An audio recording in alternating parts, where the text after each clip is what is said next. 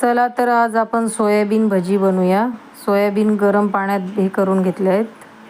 त्यातलं पाणी काढून घेऊया सोयाबीनमधलं.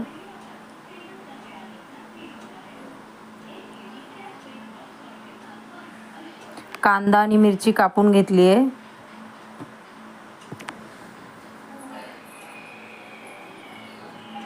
सोयाबीनला बारीक करून घेऊया.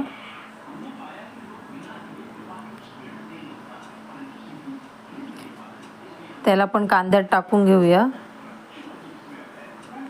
जिरा टाकूया, धना पावडर टाकूया, मीठ टाकूया, हळद, बेसन,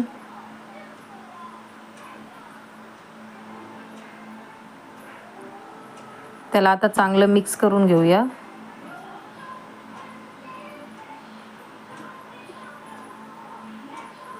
कोथिंबीर कापून टाकून घेऊया. चांगलं मिक्स करूया. थोडंसं पाणी टाकूया. परत मिक्स करूया. तेल गरम झालंय. आता आपण याच्यामध्ये भजी टाकूया.